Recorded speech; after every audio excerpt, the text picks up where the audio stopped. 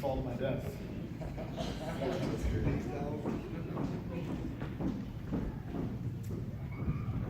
When I preach, I try very hard never to repeat myself.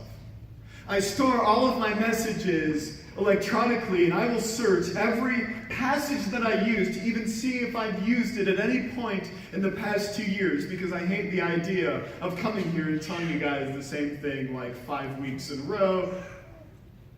And today I'm throwing all that out the window, just for a moment. This sermon, in large part, I preached at a CWC rally a while back, so 3 or 4 of you have heard this before, and yet I felt it was so appropriate for today and this week. And so even if you haven't heard this before, though, I have to tell you up front, I don't think I'm going to tell you anything today that you don't already know. So some of you are like, all right, I'm already going to check out and think about Christmas shopping I've got to get done. But here's the thing, 2 Peter chapter 1, verse 12. He's writing this letter to a church, and here's what he tells them. So I will always remind you of these things, even though you know them and are firmly established in the truth you now have. So he's writing to a church, and he says, look, the stuff I'm about to write you, you've already heard before. You already know these things. You're firmly established in them. Even so, I want to remind you of these things again. Philippians 3:1 says, to preach the same things again is no trouble to me, and it is a safeguard for you. So about 6 months ago, I noticed an important difference between the way that Mitchell ate breakfast and the way that I did. See, I sat there eating my sad cereal, as I call it. It's off-brand healthy stuff. No cartoon mascot or added sugar here. It's the kind that advertises its fiber content. You know the type. Cheap nutrition that I powered through for some fitness goals. Joyless mush. Depressing breakfast. My sad cereal. Meanwhile, 2 feet away from me, Mitchell is eating pretty much the same thing, but solid food at that point was new to him. When the only flavors you've ever experienced in your life are milk, sweet potato, and some graduate while Dad wasn't exactly paying attention outside, any new flavor is a taste explosion. It's the unique texture of a solid food in his mouth, something new with every bite, and he's like kicking his feet in excitement, slamming on the thing, saying, Dad, more! How many things lose their excitement as we get older?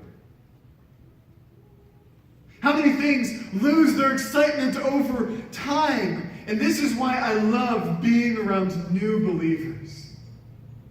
You know the people that they first come to Christ and they're excited every moment and they just can't wait to tell you about this new thing that God is doing in their life, and they're excited. I just read this out of, did you know this was true? You've known this whole time, and they're bubbly, and you look at them sometimes and you wonder, was I ever like that? I ask you this morning, how would you rate your walk with Christ in terms of like your overall excitement on the scale between sad cereal and baby joy?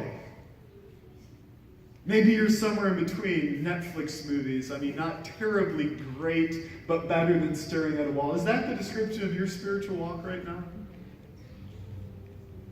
Regardless of where we are, I think all of us might say that it is easy for things to become routine.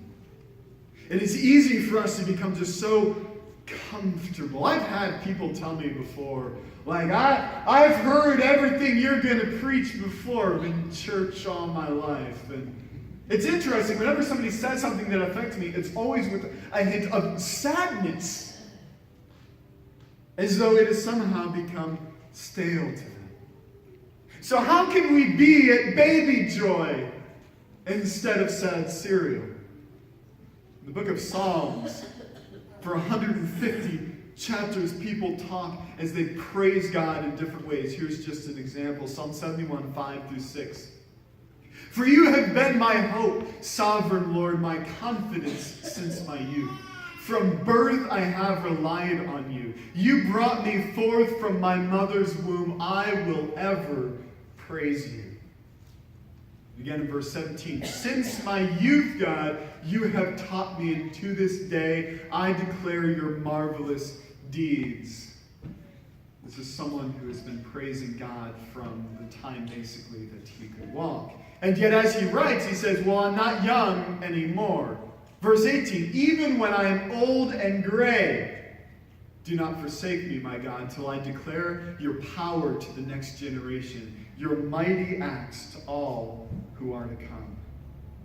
His entire life has been spent in praise and worship of God, and yet you don't detect, as he's writing this, that somehow it has become a sad thing to him.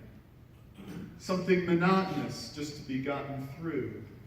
I want you to understand that following Jesus is not a weekend event.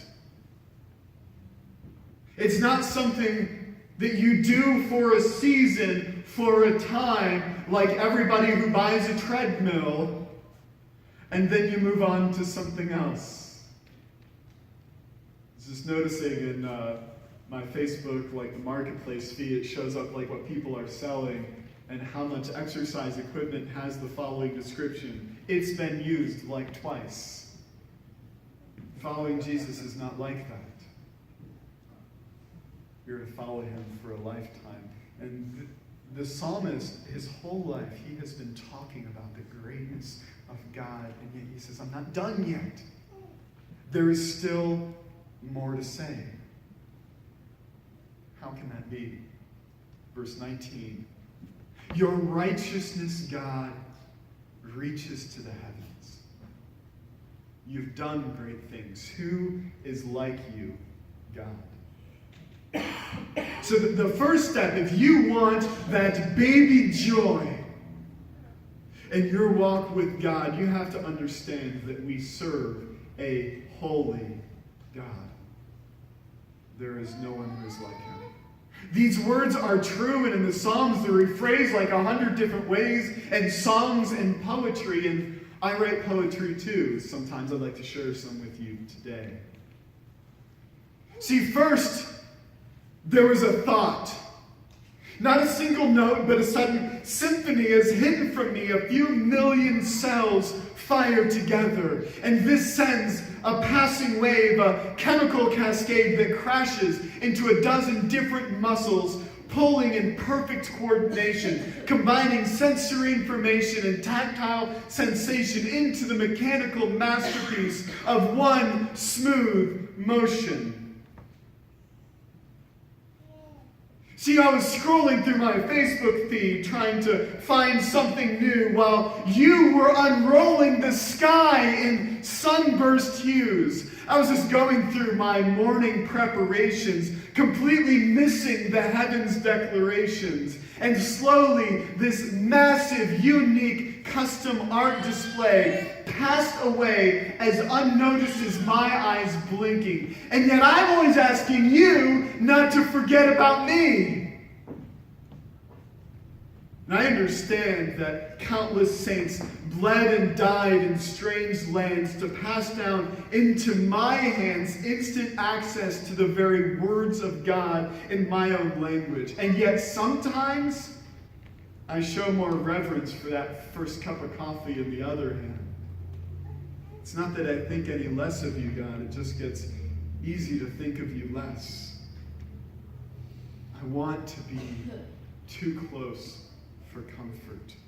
Pull me like a moth to the flame, because my shallow words cannot contain you any more than a painting of the ocean could hold its water. And I can't fathom how particles we haven't even seen yet spin in perfect obedience to your command, and I can't even get my dog to sit when I demand. You formed me in your image. Maybe I've been trying to return the favor, thinking you're just like me instead of impossibly greater. Who is like you, God? Psalm 71:15 says this, "My mouth will tell of your righteous deeds, of your saving acts all day long, though I know not how to relate them all." I want you to understand, I could go on all day about the goodness and the greatness of God. But the Cowboys are playing at noon. So, I just want you to understand it is impossible to make God appear greater than he actually is. There is no description you could possibly attach to him that would somehow be overstating the reality. We serve not only a holy God, but we serve a holy God who makes incredible promises. Now, ladies, perhaps you have had the experience of being in a store and you see the tag and it calls out to you, "Buy me." He doesn't have to know. And perhaps you tell yourself, "No, I will see this kind of deal again. This is not, despite what the tag may say, a once-in-a-lifetime opportunity." Remember, Sarah worked in retail explaining to me how the monthly sales cycle works. And we use those overworked phrases, trying to sell stuff to people. It's a once-in-a-lifetime thing. I remember there's a furniture store in my hometown that I think has had a going out of business sale from my childhood until this very day. I almost wish I could do the same. Wouldn't that be great? Do that as a church. Like coming up to Easter, right? The seasonal discounts. Hey, parents, don't miss this Easter special. If you get one kid baptized, I'll baptize the other one for free. Except it's already free. I don't know. Maybe I could offer a free iPad or something.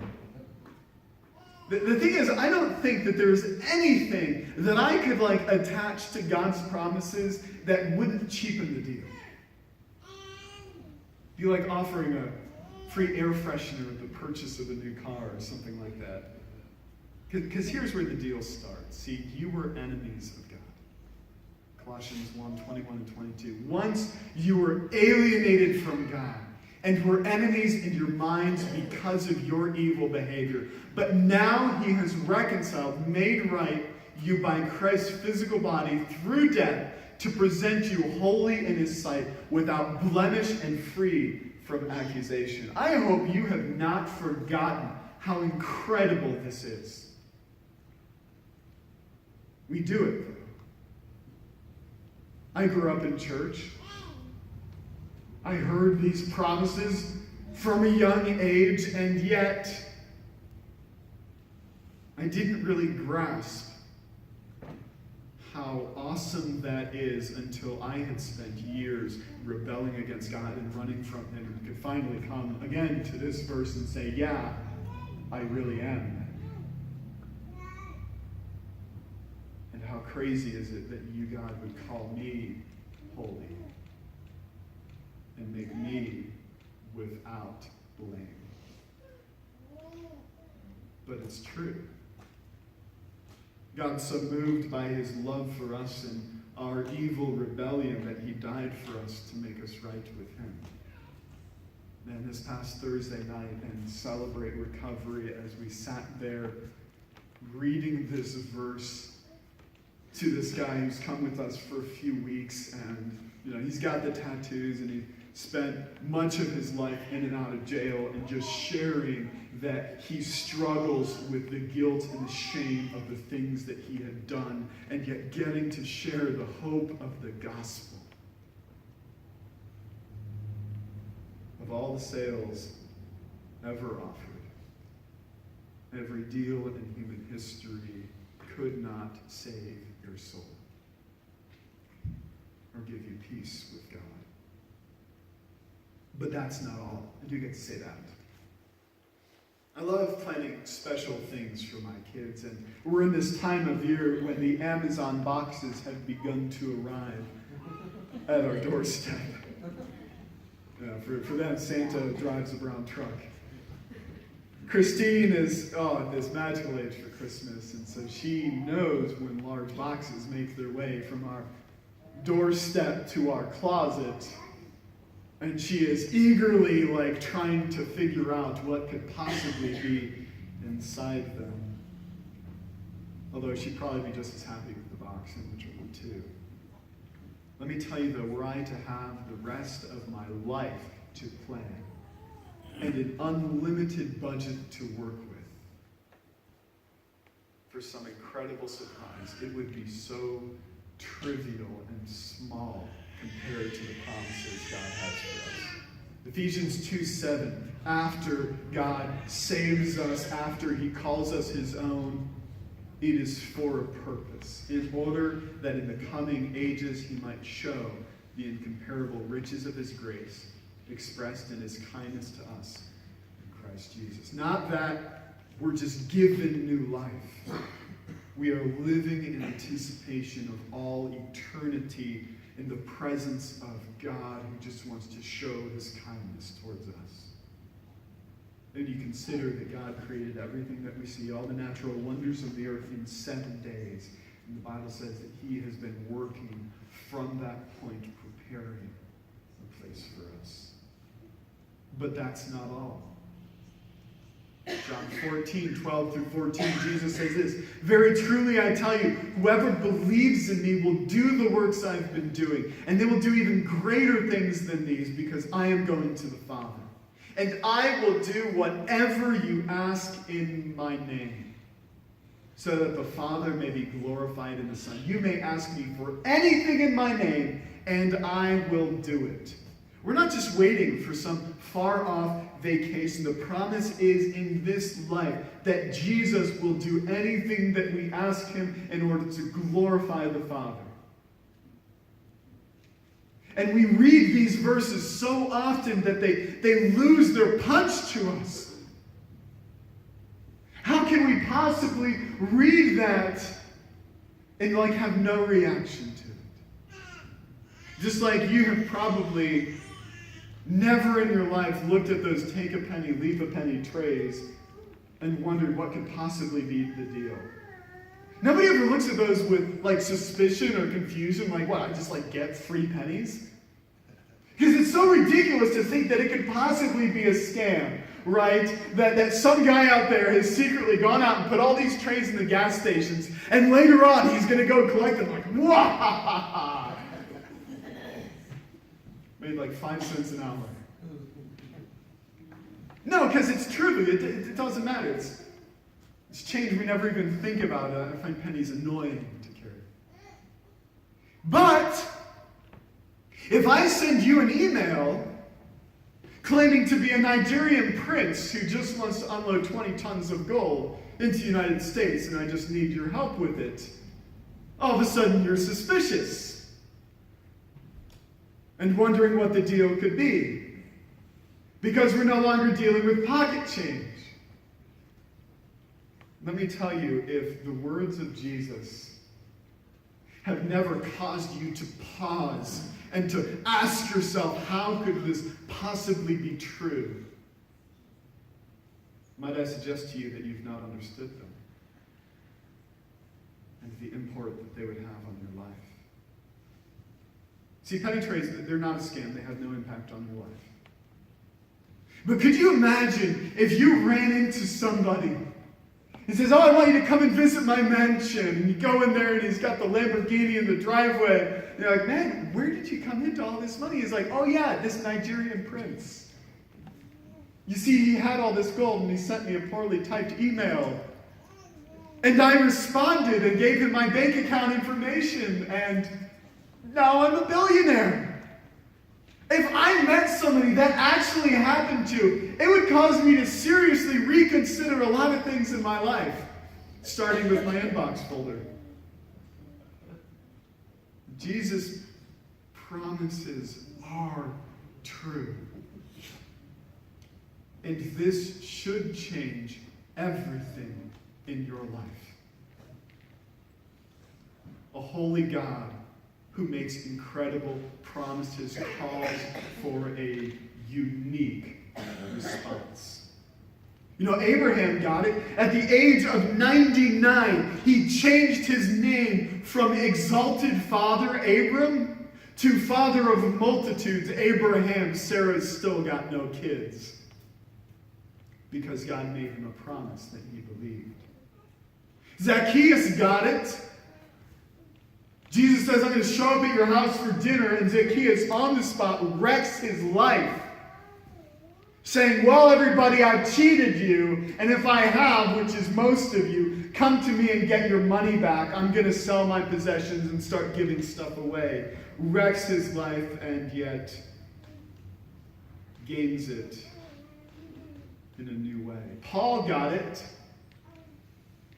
sang songs in praise in jail after he was beaten, then writes to the churches and say, hey, y'all pray for me. I'm afraid I'm not being bold enough. Let me speak out more. I rejoice in my sufferings. Philippians chapter 3 says that I may know him in the power of resurrection and the fellowship of his sufferings, being conformed to his death. Now we say, yeah, I want to know the power of God's resurrection. Paul says, I want to know the sufferings and the death as well. You might say, well, that's nice for you, Pastor Aaron. You're still young, you're in good health, you've got a hot wife and beautiful kids and the best job in the world, but I'm having trouble being excited about what God is doing in my life because of the struggles that I have. I'm going to put your attention back to Psalm 71. The same guy, again, he's been praising God for birth. He says, I'm not done yet. Here's what he's got going on. Verse 10. For my enemies speak against me. Those who wait to kill me conspire together. As for me, this is 4 verses later, I will always have hope. I will praise you more and more.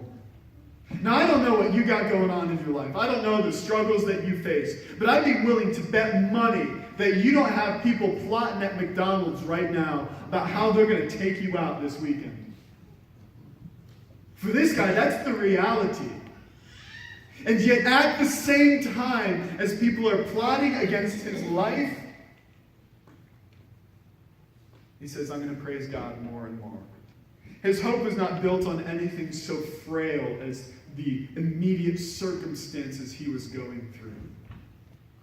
He says, right now, yeah, people are planning to kill me, but God is so great. Usually, we emphasize the other way around. We say, yeah, God is so great, but people are trying to kill me. Yeah, Jesus' promises are pretty great, but you don't know what's going on in my life. You don't know my struggles right now. I just can't. Is it true for you that maybe you complain with twice the passion you worship with? Just a thought. I'd say, Pastor Aaron, are you saying that I should change my name and sell all my stuff and put my life in danger? It's a little extreme. Until you know the insane ones are any of us that can look at the verses I just read to you today and with a straight face say that we believe all of that to be true and then yawn at God. That's crazy. That is insane. So sometimes, people will, use that example like, if you had the cure for cancer, wouldn't you go out and share that with people? I'm like, man, forget having a cure for cancer. We celebrate trivial stuff. I have never known somebody who began going to the gym or started a diet that didn't immediately tell 5 people about it. I guarantee you are aware if you have a Cubs fan in your life Because 1 year ago, they lost their ever-loving mind when they won the World Series and rejoiced publicly. I have never been surprised to find out that anybody began drinking Plexus and never told me about it. You hunters, you kill a deer with a bunch of them pointy things on it. You can't tell people fast enough. I mean, you've got the pictures. You will stop strangers at Casey's. Pull out your picture. You'll make people uncomfortable. Telling them about what you just shot. And if anybody within a 50-mile radius of you begins using essential oils, you will instantly know about it. I don't think my wife can open Facebook without being invited to a LuLaRoe party. Am I saying it right? Some kind of sweatpant company. We do this with all of this stuff. And it's crazy because I know people who will say, I'm not going to share the gospel with them. That might make them uncomfortable. But you'll spend 30 minutes showing them your latest surgery scar. It's crazy the stuff in our life that we will get so excited about and run and tell everybody about. And it's all sweatpants and snake oil. And we have the promises of the living God who wants to bring people from death to life. And all of a sudden we're like, I don't know about that. Like, I'm going to just kind of keep this to myself. Why are we less excited about the gospel? So you can check your life today and just ask yourself, where is my joy? Now here's a hard thing. It's not something that you can drum up within yourself and just say, you know what, today I'm going to be more excited about Jesus, and like through some act of will. Like, I have never been able to make myself enjoy watching golf. Where somebody to sit me down in front of the TV and say, you are not going to leave this room until you can be shouting at the top of your lungs in excitement about a 20-foot putt. I'm going to be in there the rest of my life. I would find an inability to make myself excited about it any more than I love Sarah. I cannot be excited about watching shows about British royalty. It's never going to happen. It's not something you can create within yourself. But golf is not inherently exciting.